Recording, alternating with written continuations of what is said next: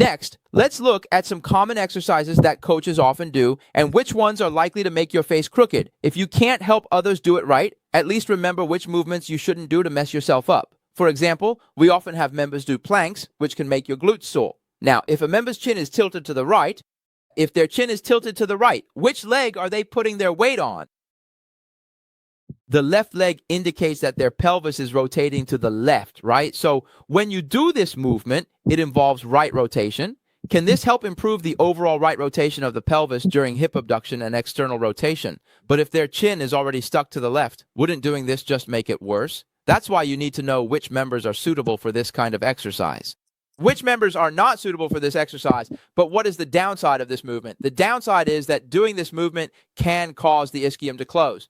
What does ischium closure mean? It means the cheekbones will protrude. So after doing this exercise a lot, it can easily cause the member's cheekbones to stick out and their temples to become sunken. Therefore, you need to choose which exercises are suitable for your members based on their actual condition.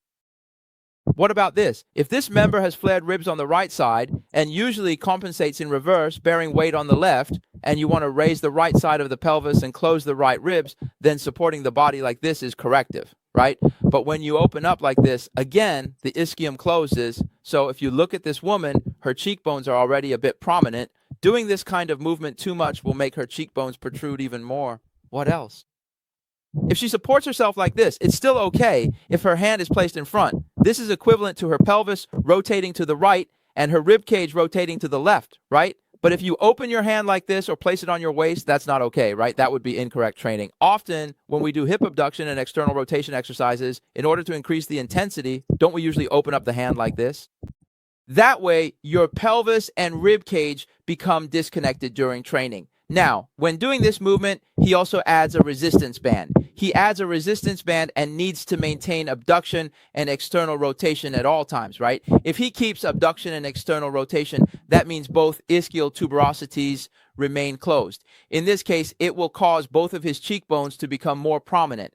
Placing something like a ball between the legs is actually better than using a resistance band. Additionally, if you look at this person in this posture, where is his head relative to his torso? It's in front, right? So if this person's hyoid bone is stuck forward and doesn't move back after doing this kind of movement, it will make it even easier for the head to jut forward. And after the head juts forward, the lower jaw will be more likely to retract. So with some movements, while they bring you benefits, they also bring you drawbacks. You need to consider whether the benefits of the movement you choose outweigh the drawbacks, or if the drawbacks outweigh the benefits. You also need to take into account the actual situation of your client.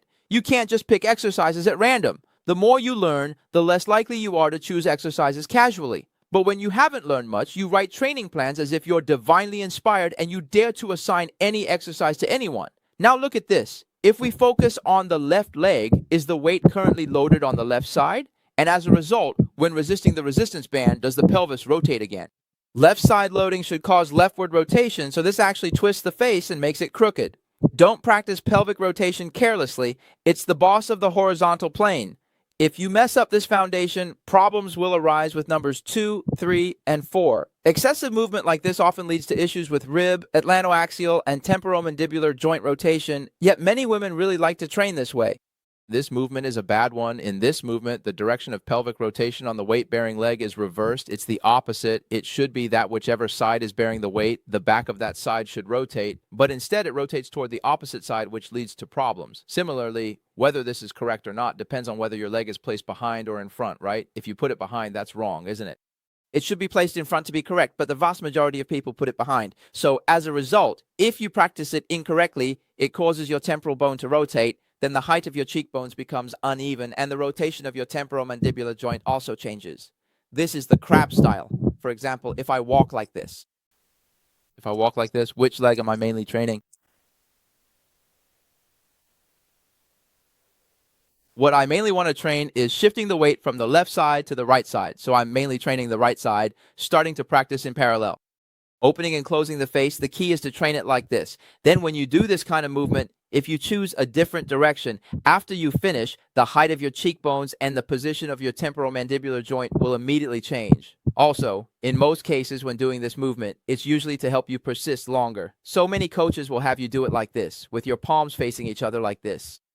When you exert force at this moment, your core in the waist and abdomen tightens. At this point, in fact, it restricts the rotation of your thorax. So when you step, as soon as your foot lands, your pelvis rotates to the right. But normally, if I let my arms down, when I lift like this, my thorax will automatically rotate to the left. As a result, doing it this way restricts its rotation. Therefore, the upward mechanical force, especially the spiral force, gets cut off, and this leads to problems. All sorts of problems like this can occur, including movements like this. If you lock yourself up like this, your thorax definitely can't rotate anymore. So the spiral connection between your pelvis and thorax is broken, especially the rotation between your pelvis and your ribs. That's where problems arise. So at this point, what's the biggest difference between standing outside and standing on the bed? When standing outside, the pelvis is now rotating to the left, which is correct, right? But if you're standing on the bed, that's not correct. When standing on the bed, you need to adjust the distance between front and back. If both of your feet are completely parallel, that's not right. If you push like this, it won't be correct. So you'll notice that whether you're carrying a barbell or your hands are placed here at this moment, both positions restrict the rotation of your thorax. So when you're pushing like this, when you're practicing lateral movement, you shouldn't be completely parallel. You should place your feet slightly forward to the side and definitely not to the backside. Placing them to the backside is definitely wrong. Parallel is also not correct. If you want to practice, you should place your feet a bit forward. When you practice placing your foot a bit forward, if you really want to put your hand on your waist, it should be your right hand on your waist, and your left hand should hang down naturally. At this point, your thorax should be facing the opposite side. You shouldn't put both hands on your waist, and you definitely shouldn't be holding a bar. This way, you won't end up ruining your face while training. Otherwise, after training, your body might look more toned, but your face will be ruined. You would have disrupted the natural biomechanical transmission. When you grip the handle tightly like this, doesn't it also prevent you from moving freely? If you open both sides at the same time, this will make your whole face wider. That is, the ears of your iliac bones will become wider, and the surface of your cheekbones will also become wider. In other words, if you originally had a narrow face, training like this will easily make it wider. But if you open for 1 second and restore for 5 seconds, this actually promotes internal rotation of the iliac bones, right?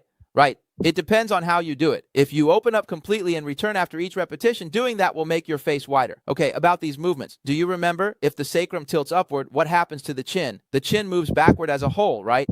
When you're doing the movement, isn't your sacrum tilting upward? So if this movement is too big or you use too much weight, your chin won't move forward anymore. It won't go forward and your chin will become retracted and shortened. Also, if you use different amounts of force with your two legs, your chin will rotate, with one side moving further back. So if you don't do this movement properly, it can cause temporomandibular joint disorder. Moreover, when the legs are opened, the more you open them, the more you engage the gluteus maximus. The more you use the gluteus maximus, the more it controls the sacrum. So your sacrum is already tilted upward, and at this point, if you further strengthen your gluteus maximus through training, it will lock your sacrum tightly in that upward tilted position. Then your sacrum won't be able to nod forward. And if your sacrum can't nod, your chin won't move outward, leading to this kind of situation. So if you really want to train this movement, how should you do it? You can try the following. Press your tongue to the roof of your mouth and extend your chin, mimicking an underbite. Lifting for 1 second and lowering for 3 promotes sacral nodding. The upward movement tilts the sacrum, protecting your temporomandibular joint. If you have TMJ disorder, a small chin, or a misaligned jaw, avoid this exercise. Also, if you have tinnitus, doing this exercise will make it worse. In fact, some women develop tinnitus from practicing this way. Some women, in their efforts to train for a peach-shaped butt, end up causing clicking in their temporomandibular joint. This is something you might not have known before, including how far you extend your legs in this movement. Furthermore, the larger the angle in this movement, the more you are training the gluteus medius, since the gluteus medius is responsible for abduction and external rotation. Using this equipment is actually counterproductive. You want to train your gluteus medius, but to work your glutes, the angle should be 90 degrees or less. The glutes engage more only during the eccentric phase. With this angle, you're really training your hamstrings, and using the band makes your hips abduct and rotate out. That just complicates things. You won't effectively train your hamstrings or glutes, and you could even have facial issues. Also, when you put one foot in front of the other, pay attention to your form. If you want to train the left side for weight bearing, then press down on the left side and pull back. As for the right side, you just need to press down. There's no need to pull back. Doing it this way can help train facial asymmetry, but if you ignore this and just do the exercise as usual, your face will actually become even more asymmetrical. One aspect is that it can be adjusted, and another is that it can be intensified, which is why any movement I do is a double-edged sword. Since I can train it well, I can also train it poorly. That's only logical. Also, with this kind of training, if you use resistance bands for everything, as long as there's abduction involved, the corresponding action is ischial adduction. So, are such exercises unsuitable for people with high cheekbones or those with prominent cheekbones? They're not really suitable. So, what about when you do squats? Your hands are holding this weight. It's best to add some lateral rotation. Otherwise, this kind of movement will lock your sacrum in an extended position. It won't move to the left or to the right. In fact, after doing this movement, your glutes may feel sore, but it's not really suitable for people who have issues with sacroiliac joint mobility or for those whose sacrum is stuck to one side. You see, many of our models, when they come up, the seam in the middle of their pants is either shifted to the right or to the left, right? That means as long as the seam is off-center to either side, this exercise isn't suitable for you. Only those whose seam is right in the middle can barely do it, but even after doing this movement, your cheekbones are likely to become more prominent because as long as you squat with your legs open like this, and most people only squat to 90 degrees, right? If you squat a bit lower, it can allow your ilium to rotate backward. But if you don't squat low enough, even the function of your ilium rotating backward is suppressed. So in this situation, it can actually ruin your face. For movements like this, as long as your hands are holding in the center, it's best if you can add some rotation while practicing. That way, it's relatively better and your function won't become stiff. Also, for movements like this, you tend to add a lot of weight, right? It easily locks the asymmetry in your face firmly into that asymmetric position. Then when you want to fix it, you have to use even greater intensity to correct it because the intensity used to cause the problem was so high. That's why for women who lift weights, their facial issues are the hardest to adjust. It's much easier to deal with people from yoga or Pilates studios because they only use resistance bands and springs and similar types of training. If a person's iliac bones are both stuck on both sides, it's still manageable. The higher it rises, the more the iliac bone rotates forward, so you end up being firmly stuck in this double-locked position. The more you train like this, the lower your cheekbones become because this movement is hip extension combined with anterior rotation of the iliac bone pushing upward. So the more you practice this way, the lower your cheekbones will get. Also, your temples are more likely to become sunken because the more your iliac bone rotates forward and abducts outward, the more pronounced this effect becomes. The more your temporal bone protrudes outward, the more sunken your temples will become. The muscles on your glutes are definitely more developed than those on your face, right? That means your face will deteriorate first before your glutes have any chance of growing. Also, this kind of sumo deadlift is actually very unsuitable for women. If you look at women's powerlifting competitions, the top 3 at the world level almost always end up urinating on stage during the event. They're pulling while urinating, and the area below gets soaked. This movement will cause your ischium to close, making it impossible for both sides of your pelvic floor muscles to exert force, so both sides of the pelvic floor muscles become ineffective. That's why for many female powerlifters, you'll notice their temples are sunken and this area is open, because both sides of their ischium are closed and both iliac bones are open. In other words, their large scallop is always open, so their small scallop is always open as well. So what problems are women like this prone to? Pelvic floor muscle relaxation, hemorrhoids, and urinary leakage. These issues can occur. With this front to back movement, you need to be even more careful. If she does it like this, for example, if you want to adjust the anterior or posterior rotation of the iliac bone, at this moment, you're adjusting the posterior rotation of the right iliac bone, correct? But when adjusting the right iliac bone's posterior rotation, shouldn't the pelvis rotate to the right? Yet, if you place it like this, the pelvis actually rotates to the left, right? So this doesn't work. This way, you'll end up training incorrectly. That's why many of the movements we teach members in the gym every day actually don't conform to human biomechanics or joint coordination. It's just that you never learned these things as a whole before. You only focused on the sensation in specific muscles. So at this point, you end up designing movements that look great, that seem like they can shape your body well, and in fact can improve your physique, but are actually incorrect. And then, at this point, you end up damaging your internal organs, your face, and your breathing through training. This kind of movement is the same. People with double cardia, in fact, are not suited for this. Also, for those whose birdcage, the back, is compressed, isn't this kind of movement also unsuitable? Because as soon as you put your hands behind you and grab the bar, your back is an extension. Especially the 9th, 10th, 11th, and 12th thoracic vertebrae. Do you know what these vertebrae are mainly for? Rotation. It's ranked second, right? So, when you do too many squatting movements like this, the king of the horizontal plane, its mechanical force transmission, can't reach your rib cage. If your rib cage isn't functioning properly, then your temporomandibular joint and the internal and external rotation of your shoulder, especially internal rotation, will have problems. At this point, your face will compensate, leading to tilting or asymmetry. Also, your strength can't be transmitted upward because it's being blocked tightly by you. These movements are all things we do in our daily lives. We see this all the time. Also, when it comes to kettlebell swings, when you swing the kettlebell up, isn't your chest lifted and your head tilted back? So people whose chins don't move backward but instead move forward are not suitable for kettlebell swings. And when doing this kind of training, you need to consider which side you actually want to train. Is the bag carried on one side? If it's carried on one side, you need to assess the individual's actual situation and determine which side it should be hung on. If you don't get it right, just one run and your face will immediately become asymmetrical. So the choice of many of these movements is actually very particular. It's definitely not just about thinking a move looks cool or that you haven't done it before and want to try it out, or that other coaches can't do it but you can so it makes you look more advanced, or that you want to make your clients' personal training sessions less boring. But when you make these choices, you will have to pay a certain price. Also, the best is to have symmetry in the upper, middle, and lower parts.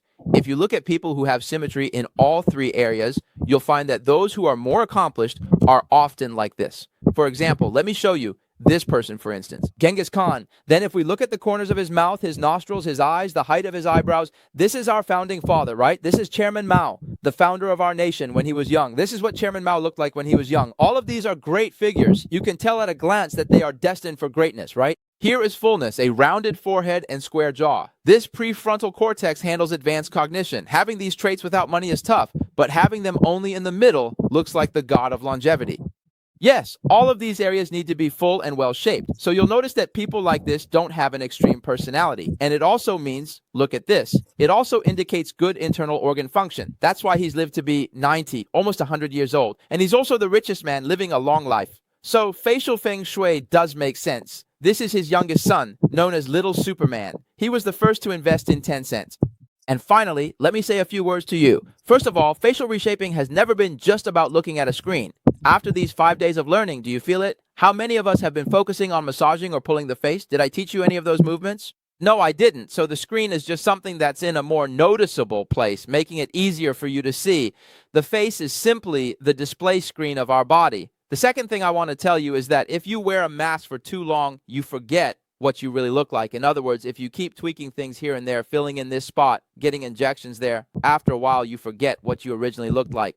So what about people like this? I would say they are prone to losing themselves, easily unsure of which is their real self and which is their artificial self. People like this often have trouble finding direction in life. I've met many members like this. Let me show you. There are 2 ways to make your face more beautiful. Beauty and confidence under normal circumstances should radiate from the inside out.